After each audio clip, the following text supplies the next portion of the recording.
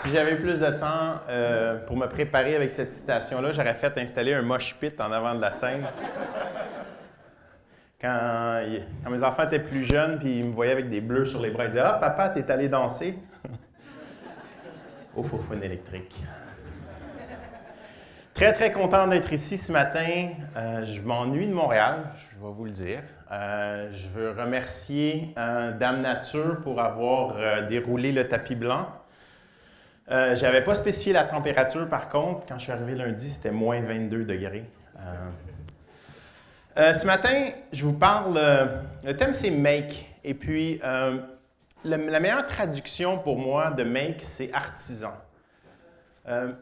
L'artisan, c'est celui qui fabrique. Et Francis me disait cette semaine, ben, tu devrais explorer « make »,« faire »,« faber » dans le latin. Il y a quelque chose par là. On va peut-être essayer d'explorer ça ce matin. C'est une salle très large. Je me sens un peu en mode radar. Ou machine à écrire, pour ceux qui... Tu sais, avant la machine à écrire, ça bougeait comme ça. J'en ai une. Chez un de mes amis, il y a une machine à écrire comme ça. Puis il y a juste une vieille Bell Underwood. C'est juste écrit dessus « I can now type away from the fucking Internet ». Fait que c'est une machine, pas de réseau. J'ai un petit cahier noir aussi, ça s'appelle le cahier pas de réseau. C'est une présentation Montreal Style. Je remercie Patrick Tanguay d'avoir insisté sur ce thème. C'est quoi Montreal Style? C'est les slides, les diapos en anglais pour voyager sur le réseau. Et la présentation en français, parce que je suis un francophone, je suis un Québécois, donc je suis un citoyen du réseau, mais je suis un fier francophone, fier Québécois. Donc, c'est la façon que j'ai trouvé de faire une présentation en français, mais de maximiser la portée sur le web.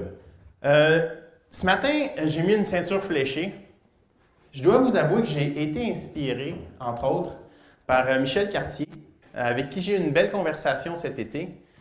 Si vous ne connaissez pas Michel Cartier, c'est un trésor national du Québec. C'est un homme qui a une réflexion sur le numérique, sur ce que ça change dans la société. Et puis Michel me racontait que il faisait partie, en plus de son travail à l'université, à l'UQAM, et toutes ses recherches, toutes ses réflexions, il était dans un groupe de danse folklorique qui s'appelait les Feux Follets. Et ça m'est resté dans la tête, cette histoire de folklore québécois. Et quand j'ai tenté de trouver le premier artefact, le premier objet programmé au Québec, j'ai pensé à une ceinture fléchée. Parce qu'une ceinture fléchée, c'est quoi? C'est un pattern, ce sont des instructions répétitives pour un métier à tisser, si c'est cheap, ou pour un artisan, si c'est bien fait. C'est comme un peu comme la carte à trous. Tu sais. Je suis quand même un peu plus vieux que... Moi, je suis peut-être je suis en haut de la moyenne. OK, il faut que j'arrête de me biaiser. J'ai pas travaillé avec des cartes à trous, mais mon père a travaillé avec des cartes à trous.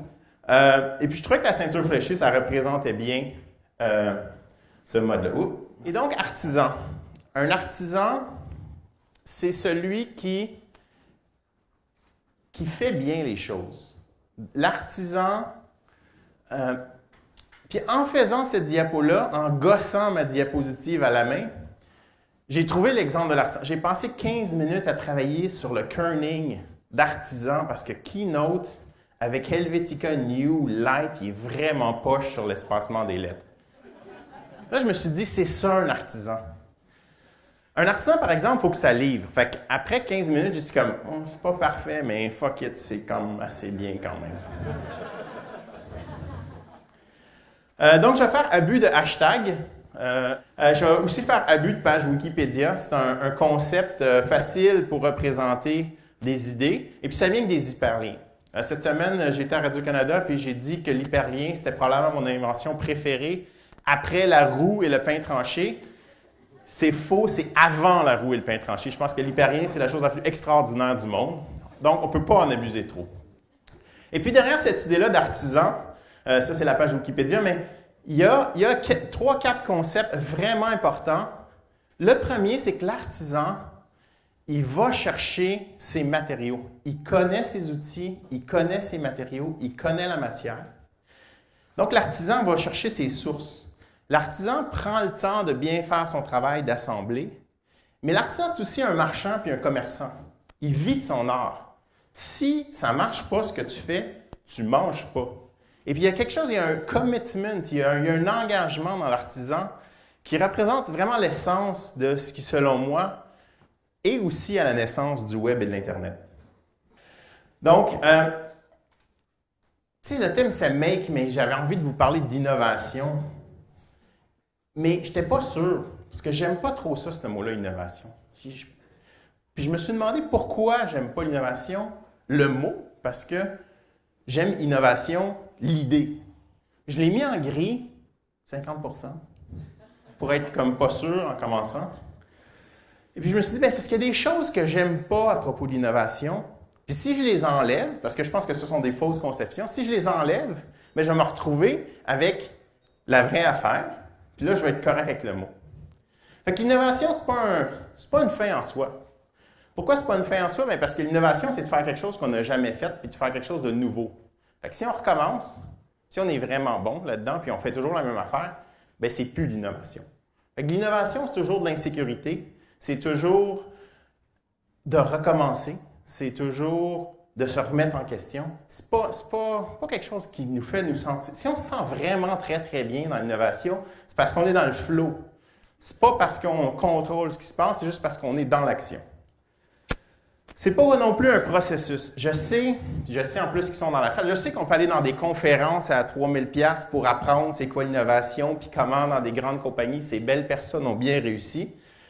Mais ça ne marche pas pour vous.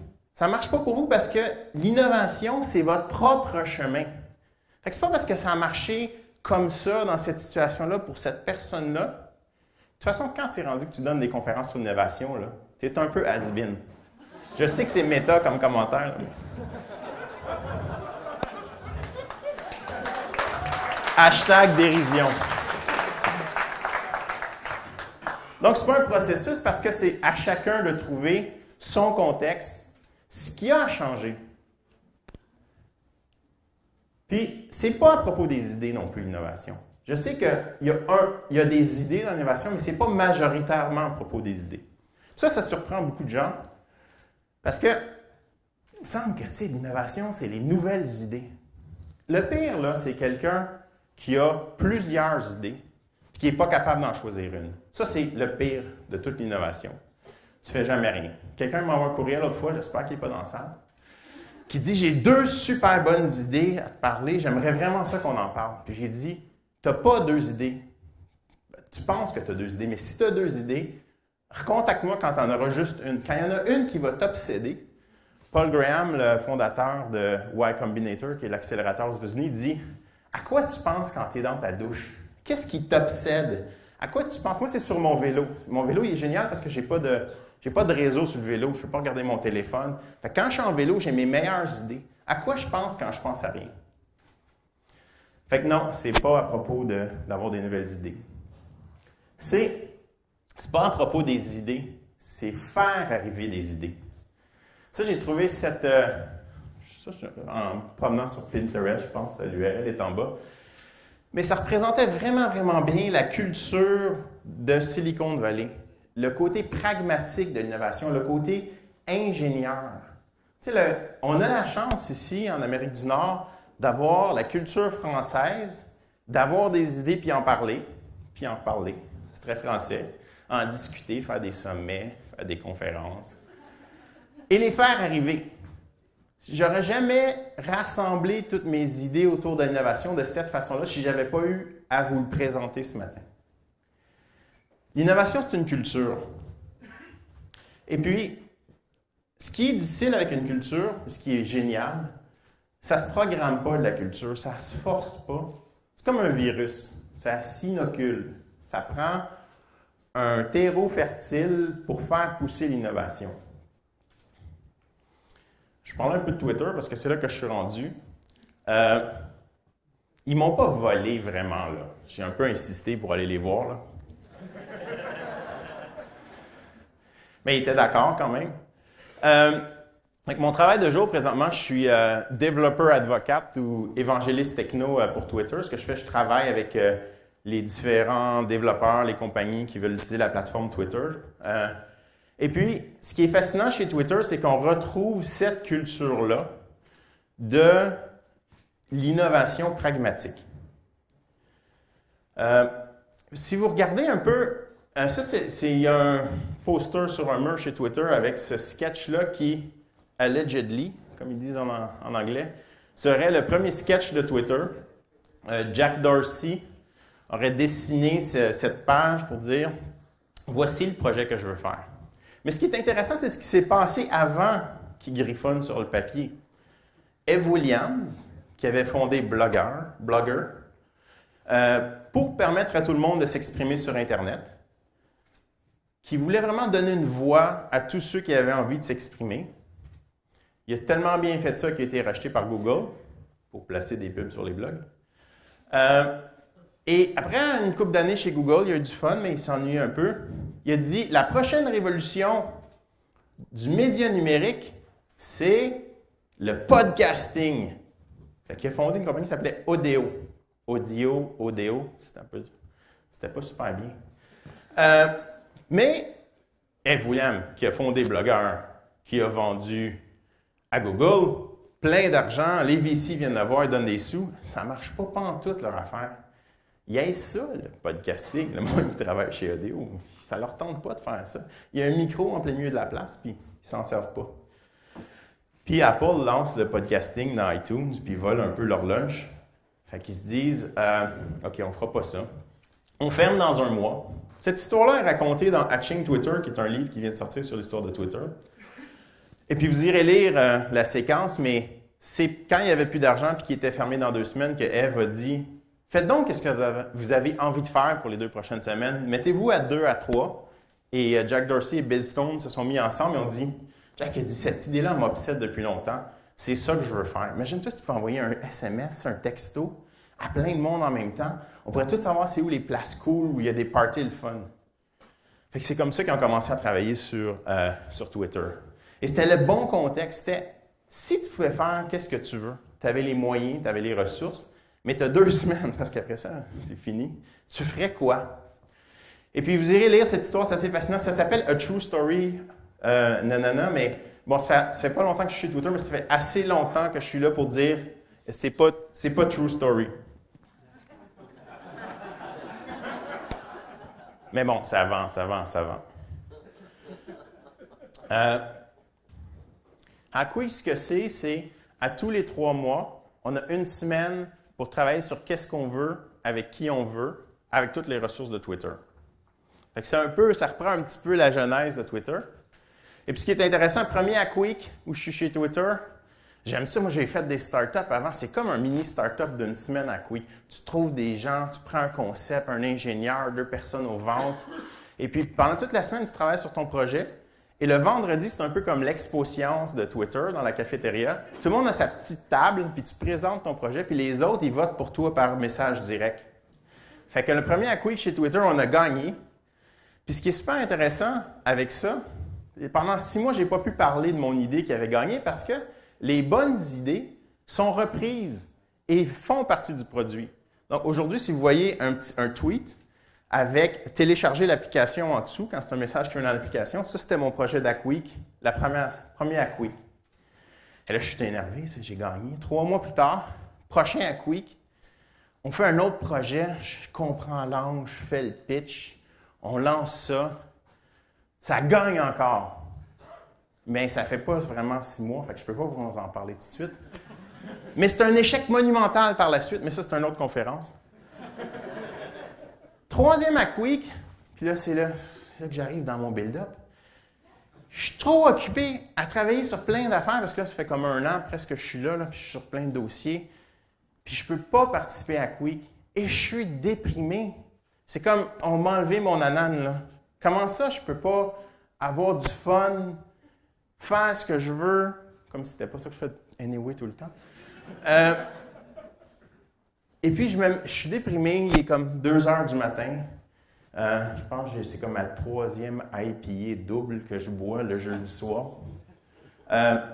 Comme dit Hemingway, edit when drunk. Non, write when drunk, edit when sober. Fait que tu n'appuies pas sur post le même soir, mais j'avais plein d'idées à sortir le matin, puis c'est sorti le Hack Week Rant. Puis le morceau que je retiens, c'est une citation de mon ami Aaron Strobko, que j'ai rencontré il y a très longtemps à Montréal, qui est à l'époque des Yule Blog. Bonjour aux dinosaures de Yule Blog dans la salle. Il y en a quelques-uns. Et puis Aaron, dans un long billet où il parle pas pantoute de ça, il sort une citation que j'aime beaucoup, qui vient de son collègue chez Berg à Londres, qui est un studio de design. Il dit, le CEO de Berg dit « No one cares what you do unless you think about it ». Je trouvais que c'était vraiment l'essence de l'artisan, parce que la deuxième moitié vient compléter « No one cares what you think unless you do it ». Et pour moi, ça résumait, ça allait chercher l'essence de il faut que tu sois passionné par ce que tu fasses, il faut que tu y penses, il faut que tu en parles. Parce que si tu en parles et tu n'y penses pas avant, tu as l'air un peu niaiseux, mais bon. Mais si tu fais juste y penser et tu fais rien, t'es fake. Si tu parles toujours de start-up et tu ne fais pas de start-up, tu n'es pas un gars de start-up. Si tu parles toujours de start-up et tu ne fais pas un start-up qui a un échec, tu n'es pas un vrai gars de start-up. Tu n'as pas vraiment essayé. Si tu ne manques pas ton coup, ça c'est la fail whale de Twitter. Si tu ne manques pas ton coup, c'est parce que tu n'as pas assez essayé. J'ai essayé de la traduire en québécois. Tout le monde s'en sac de ce que tu fais si tu ne penses pas. Tout le monde s'en calisse de ce que tu penses si tu fais rien. Et puis là, je cite Bourgault quand même, là. Entre 2 joints, tu pourrais faire quelque chose. Entre 2 joints, tu pourrais te grouiller le cul. Notion de territoire. Très important, le territoire. Pourquoi c'est important, le territoire? Parce que de définir les choses, de les nommer, de hacker le langage, parce que je suis un hacker à grand cœur, ça permet d'aller plus loin. Cette carte-là, c'est la Nouvelle-France.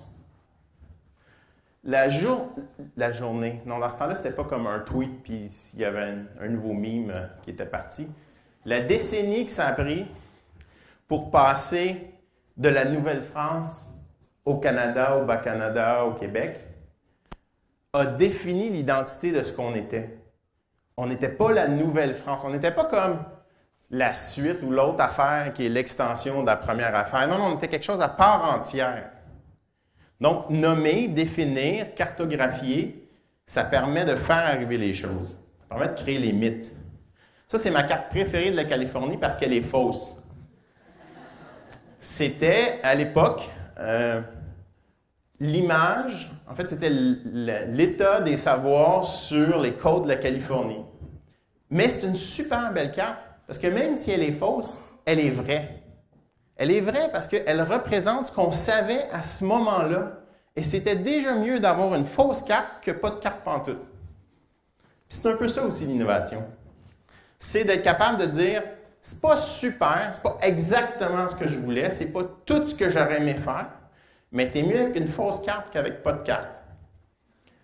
Est-ce qu'il y a quelqu'un dans la salle qui veut me dire c'est une carte de quoi, ça?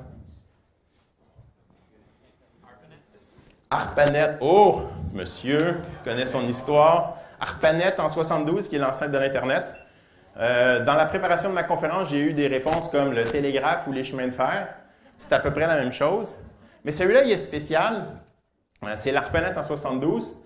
Et vous remarquerez les noms MIT, Harvard, MITRE. Ensuite, sur la côte ouest, on a Stanford, SRI, qui est Stanford Research. SDC, San Diego, UCLA, l'Université de Los Angeles. Un de mes livres préférés sur l'histoire de l'Internet, c'est Where Wizards Stay Up Late. Ça raconte l'histoire du début de l'Internet, quand ces chercheurs-là, mais ces hackers-là, ont mis en réseau tous les ordinateurs ensemble. Puis ce qui est fantastique avec ça, c'est que ils étaient sûrs que ça marcherait, mais ils étaient sûrs que ça ne marcherait pas. C'est-à-dire que ces gars-là, ils ont pensé, comme ma citation d'un peu plus tôt, ils ont pensé au design nécessaire pour faire un système qui pourrait survivre à une catastrophe nucléaire ou à une guerre. Parce que l'ARPANET, ça a quand même été financé avec de l'argent militaire. La philosophie, c'est la philosophie Unix. Unix, c'est les systèmes d'opération, puis tout ce qu'il y a par-dessus, de ces chercheurs-là dans les laboratoires. Puis je ne vous les lirai pas toutes, là. Je l'ai écrit en fonte verte. Quand j'ai commencé à faire de l'informatique, il y avait 3 couleurs sur mon écran. Tu peux avoir tes lettres en blanc, en jaune ou en vert. Après ça, on a eu 16 couleurs, mais ça aussi, c'est une autre conférence. Ce qui est intéressant dans la philosophie Unix, c'est tout est modifiable, mais tu es responsable de ce que tu fais.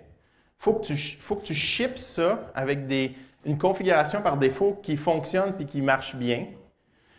Et mon principe préféré de tout ça, c'est tout système complexe qui fonctionne est un assemblage de petits systèmes simples qui fonctionnaient avant. Tu fais une petite affaire simple qui marche bien, puis tu fais une chose. Puis tu fais un autre petit système simple qui marche bien, qui fait une autre chose. Puis là, tu fais que ces deux systèmes-là peuvent s'envoyer des données, se parler. C'est-tu des protocoles? C'est-tu des formats? Et puis après ça, tu dis, cool, on en a 2. On peut-tu en avoir 3? On peut-tu en avoir 4? On peut-tu en avoir 5? On peut-tu en avoir 22? Si vous vous demandez pourquoi les oligopoles informatiques à 3 lettres se retrouvent sur les premières pages parce qu'ils font des sites web de healthcare.gov qui ne fonctionnent pas, c'est parce qu'ils ne pensent pas de même. Ils pensent en gros blocs monolithiques. On ne construit pas une maison d'un coup. Il faut faire tous les morceaux, puis il faut que tous les systèmes fonctionnent. Puis la dernière règle, c'est tu peux changer toutes ces règles-là, of course. Et puis le changement, c'est une autre partie vraiment importante dans cette culture-là d'innovation. Il faut vouloir changer les choses. Ça, c'est frustrant. Moi, je suis un gars qui veut changer les choses. Pas changer sans raison, là, mais changer pour le mieux. Puis il y a plein de monde qui ne veulent pas que ça change. Il faut développer une certaine résilience, tolérance, patience. Je m'en calisse un peu de vous autres, mais quand même. Pour le changement. Puis une de mes citations préférées, c'est celle de Buckminster Fuller, un de mes Californiens préférés. Denis porte d'ailleurs aujourd'hui un T-shirt de Buckminster Fuller. Quelle belle serendipité. On ne change pas quelque chose en se battant contre la réalité existante. Tu vas-tu le signer puis le vendre après? Sur Etsy. On change quelque chose en construisant un nouveau modèle qui rend le modèle précédent obsolète. C'est mieux d'être un petit poisson dans un petit bocal qu'un moyen poisson dans un gros bocal. C'est ma réinterprétation locale. Échange. Ça, c'est l'autre truc qui est fascinant de cette culture-là, de la Silicon Valley et de ces ingénieurs-là, c'est qu'ils veulent échanger par nécessité intellectuelle et par ego. Mais ça prend les deux. Ça, c'est un de mes clubs d'ordinateurs préférés. Si vous ne le connaissez pas, le Homebrew Computer Club, les gens se rencontraient dans le coin de Palo Alto. Et c'est là où les deux Steve, Jobs et Wozniak, sont allés présenter leur premier prototype de Apple. Et ce qui est intéressant là-dedans, c'est que à cette époque-là, il y avait peut-être comme 10 ou 20 personnes dans le monde qui pouvaient penser que de faire des ordinateurs personnels, c'était une bonne idée. Mais la bonne affaire, c'est qu'il y avait une concentration géographique et ils se rencontraient une fois par mois. Fait que quand Jobs et Wozniak allaient présenter ça à plein de monde, on disait « Mais t'es fou, tu sais, c'est comme un jouet. » Le président d'IBM avait dit à l'époque « Il y a de la place peut-être pour 12 ordinateurs dans le monde ou 6. » Mais ces gars disaient « Non, regarde, qu'est-ce qu'on peut faire maintenant avec les avancées On devrait faire ça. Il y a un autre gars dans la salle, il s'appelait Bill Gates. Il écoutait, pris des notes. Lui, il comprenait aussi. Mais ça me fascine que cette culture-là, de la rencontre informelle, de « ça me fait trop triper, il faut que je t'en parle », faut qu'on se rencontre, faut qu'on aille sur Saint-Laurent pour parler de blog, là, dans n'importe quel bar où il n'y a personne un mardi soir. Faut qu'on parle de RSS, de XML. Ah, il faut qu'on fasse des événements pour échanger nos idées. Ben, peut-être c'était un peu pour se réconforter parce qu'on trouvait qu'on était un peu comme... C'est bien plus cool d'être nerds aujourd'hui qu'avant. Peux-tu vous le dire?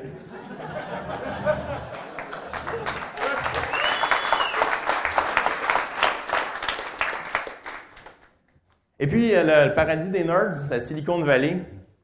Ce qui est super intéressant avec l'histoire de la Silicon Valley, Steve Blank est un entrepreneur, mais qui est aussi un historien de la Silicon Valley. Vous irez voir ça, le Secret History of Silicon Valley. Il raconte vraiment bien comment ce qu'on a aujourd'hui, ça s'est bâti sur sur 100 ans. On pourrait rajouter les médias sociaux au bout, puis rajouter un autre 10 ans, mais ce sont les technologies militaires et les tubes, vacuum tubes, qui étaient les ancêtres des microprocesseurs. C'est cette industrie-là qui a donné lieu à l'équipement de test. Hewlett-Packard faisait de l'équipement de test très sophistiqué pour les laboratoires. Ça a donné lieu à la prochaine vague qui était les microwaves, les micro-ondes qui nous ont donné les cellulaires en Californie. Ensuite, les circuits intégrés. Donc, c'est tous des cycles de 10 à 25 ans. Là. Les circuits intégrés, Intel et toutes ces compagnies-là, les ordinateurs personnels et l'Internet. Alors, quand aujourd'hui, je lis que quelqu'un veut construire la Silicon Valley du Nord, ça ne marche pas de même. Si tu donnes 100 ans, peut-être que tu peux. Mais tu ne peux pas créer tout ce qui est nécessaire. Tu ne peux pas créer le terreau fertile puis l'écosystème de même. Il n'y a pas de génération spontanée. Fait que ce qu'il faut faire, si on veut bâtir, construire, avoir cette culture-là d'innovation et de créativité à Montréal, on ne peut pas partir en 2013. Il faut retourner genre en 1713 peut-être, ou OK, mettons 1900, pour être. Qu'est-ce qu'on construit? C'est quoi notre histoire ici? C'est quoi nos racines? Qu'est-ce qu'on fait depuis 50 ans, depuis 75 ans, depuis 100 ans?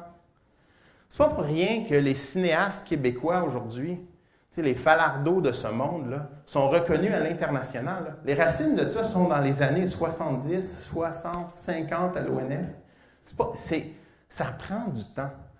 Puis, tu sais, je suis un gars qui travaille chez Twitter, qui parle vite, qui écrit en 140 caractères, qui reste 5 minutes à sa conférence. Mais je comprends maintenant avec le recul que ça prend du temps. Et il faut donc bâtir sur qu'est-ce qui est là. Autre élément super important, la culture, la contre-culture de San Francisco des hippies. Les mouvements de droit, des femmes, des noirs, des gays. Il semble qu'on a ça à Montréal, cette contre-culture-là. Pas pour faire du name dropping, mais ma femme a fait un film l'année dernière, un documentaire sur la musique From Montreal. C'est toute la scène indépendante. Je trouvais que c'était très Montréal, ça ressemblait à nous. Il y avait quelque chose là-dedans qui était les racines de ce qu'on est en train de devenir. 7 commandements de la Silicon Valley, je ne vous les lis pas tous, je vous dis le dernier. Incroyable, aussi dans cette culture-là de la côte ouest, l'ouverture, redonner aux autres. Pourquoi je travaille aujourd'hui sur des trucs comme la Maison Notman? C'est que j'aurais aimé ça que ça existe, ces affaires-là, il y a 15 ans quand j'ai commencé mes premiers startups. Puis finalement, c'est ça que je fais dans la vie. Moi, je fais de l'importation illégale. Je prends les bonnes idées que je trouve en Californie, je les passe aux douanes dans ma tête. Puis je vais à des places comme à la SAT, René qui est ici, qui était à la SAT à l'époque, René Barcelo, Monique Savoie, ont été les premiers à nous accueillir avec ces événements de nerds puis de geeks qu'on a fait là, en 2005, 2006, 2008, où on était 10, 15, 25 tripeux à faire un startup camp avec Philippe Telliot. Où aujourd'hui, il y a un festival international du start-up de Montréal, si vous ne le saviez pas, où il y a des milliers de personnes qui viennent à Montréal. Ça a commencé par Philippe qui me dit « Comment on organise ça, un événement de même? » Tu le mets sur Internet, tu sais, puis t'en parles sur Internet. mais tu le fais dans une vraie place où les gens vont vraiment aller. Même Barcamp 2007, pour moi, c'est un point tournant dans l'histoire de ce qui se construit présentement à Montréal. J'ai rencontré la communauté anglophone, une division incroyable. Il y a un gouffre entre les anglos et les franco de Montréal. C'est hallucinant. Pourtant, on sort tous sur Saint-Laurent. On devrait bien se rencontrer quelque part. Ces hackers sociaux-là, les gens, l'informatique de gauche, je me suis déjà fait dire, les îles sans fil, c'est à cette époque-là qu'on a créé Facile pour la promotion des logiciels libres. C'est à cette époque-là que j'ai commencé à faire des startups et à me dire, hey, la combinaison entrepreneur et technologie, il y a quelque chose à faire avec ça, ça marche. Le projet Notman, ça devrait ouvrir cette année. C'est long, la construction, je parlais des affaires qui sont longues. Ça s'en vient cette année. Et puis, je termine avec 2 principes. Quand même, il y a des principes pour l'innovation. Il faut donner le bon contexte. Il faut avoir l'espace mental pour y penser. Mais il faut une pression pour livrer. Ça prend des contraintes. Les organisations, que ce soit des institutions ou que ce soit des compagnies, peuvent mettre en place ces conditions-là. Et puis, c'est super enrichissant quand le résultat de ce qu'on fait donne quelque chose. C'est super le fun de triper pour triper, mais si ça ne donne rien, ça ne donne pas le goût de le refaire. Puis quand on répète le processus, on en devient meilleur. Et puis, cette opportunité-là de travailler avec n'importe qui, vraiment importante. Je termine. J'ai tweeté un lien hier de la présentation de Sébastien Paquet, qui est là, sur Culture Hacker, qui avait donné à Ignite Montréal, une de ces conférences-là qu'on avait organisées à l'époque, qui explique bien que pour construire quelque chose qui a une valeur durable, il faut savoir s'approprier les mots. Il faut savoir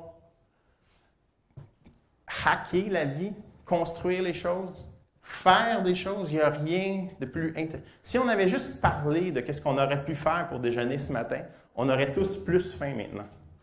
Merci à ceux qui ont fait quelque chose ce matin. Il faut s'approprier les médias. On est à l'ère des médias sociaux. On contrôle notre propre médiatisation. A Frog in the Valley, c'est mon histoire racontée d'un francophone qui va dans la vallée, qui commence à bloguer puis qui tripe sur la technologie. L'art, moi, je rêve de faire des projets avec plus d'artistes. La danse contemporaine à Montréal, c'est extraordinaire. Le théâtre, Robert Lepage, c'est le mariage de la technologie et du théâtre. Il y a des choses fantastiques à faire. Les endroits sont importants. Fantastique un endroit comme ici. J'aurais réussi dans la vie quand j'aurais un endroit comme ici. Et la construction de mythes. On n'est pas si bon au Québec récemment pour se construire des mythes autour de nos succès, de notre innovation puis de notre création. Dans la Silicon Valley, en Californie, ils sont excellents. Peut-être que ça aide d'avoir Hollywood aussi, là. Mais il y a quelque chose dans se raconter. Il y a quelque chose dans ce processus-là de créer quelque chose qui est plus grand que nous-mêmes. Et je termine avec la migration, peut-être parce que je vis dans une autre ville. Ce poème-là, que j'aime beaucoup, de Gérald Godin, qui était et poète et politicien, et trifluvien. On en a besoin de plus comme ça, c'est un trifecta extraordinaire. Mais qui dit qu'il est 7h30 le matin au métro de Montréal, que c'est plein d'immigrants, ça se lève de bonheur, ce monde-là. Le vieux cœur de la ville battrait-il donc encore grâce à eux? Puis je pense qu'on oublie que le Québec, c'est une terre d'accueil. Ça fait comme longtemps que c'est une terre d'accueil. Ça paraît plus en Californie, ça a juste 150 ans. Mais le Québec, c'est une terre d'accueil. La plupart des gens que j'ai rencontrés dans ces rencontres de start-up, c'est des gens qui ne venaient pas de Montréal. Plus que la moitié des cofondateurs d'entreprises, c'est des gens qui viennent de l'extérieur de Montréal. Donc, il y a quelque chose là-dedans, il y a quelque chose à tisser dans cette histoire, les mythes, la mémoire, la culture, l'identité. L'identité forte qui amène à des valeurs solides, qui amène à de l'action. Et cette action-là, c'est l'innovation. Et quand on innove, c'est parce qu'on est ouvert, c'est parce qu'on collabore. Et ça renforce notre identité. Et c'est un cycle. C'est comme un pattern qui se répète. qui revient, comme... Ah, il souffle les réponses dans la salle, comme la ceinture fléchée. Et je trouvais que c'était une belle façon d'illustrer cette répétition. On pourrait dire, comme répéter quelque chose, c'est plat. Mais répéter quelque chose de nouveau, ça devrait être le fun. Donc, je termine en vous présentant mon hacker préféré. Je me suis dit, c'est qui? Tu sais, dans le côté make, dans le côté hacker, il y a un petit côté de magie. Tu sais, puis il y a un petit côté traditionnel aussi. Puis Fred Pellerin, pour moi, représente toute cette tradition et cette modernité en même temps. Comme disait Leonard Cohen, if there's a crack in everything, that's how the lights get in. Un hacker, ça cherche les cracks, puis ça patche les cracks. Ou ça fait des cracks ou ce qu'il n'y en a pas, parce qu'il aimerait ça voir qu'est-ce qui arriverait s'il y avait plus de cracks. Je vous laisse sur l'image du coureur des bois parce que je pense que c'est une image forte, j'utilise depuis quelques années, parce qu'on est juste au début de ça. Peut-être que Michel Cartier, ça fait, disons, plusieurs décennies, pour le dire comme ça, qui explore ce territoire, mais on est encore juste au début de ce que ça change le numérique dans la société. Il y a plein de choses à faire. Je dis, c'est le fun que ta femme de ménage ait une app iPhone à San Francisco, mais comme ça ne change pas le monde. Fait que, il faut trouver ces nerds et ces geeks qui veulent changer le monde. Puis je pense qu'il y en a plusieurs dans la salle ici. Il faut aussi savoir être ouvert. Moi, j'ai été fasciné. La première fois que je suis allé dans un Pitcha Kucha, c'était tous des designers avec des belles lunettes. Je suis comme, wow, c'est qui cette tribe-là? C'est qui cette tribu-là à la SAT? La création visuelle, sonore à la SAT. Il y a plein de tribus à Montréal qui ne se parlent pas trop. La Fondation Osmo, ça veut dire soit OS Montréal ou Osmose. Puis c'était cette idée-là de transversalité, d'être ensemble. Puis c'est le fun que ça soit à l'horizontale aujourd'hui, que ça soit large. Ça représente bien ce que je voulais dire. Je n'aurais pas pensé que ça marcherait de même. Et puis, donc, je vous encourage à cultiver l'artisan qui est en vous, à le faire avec plaisir, avec passion, mais surtout de le partager, puis de rendre ça contagieux. Merci.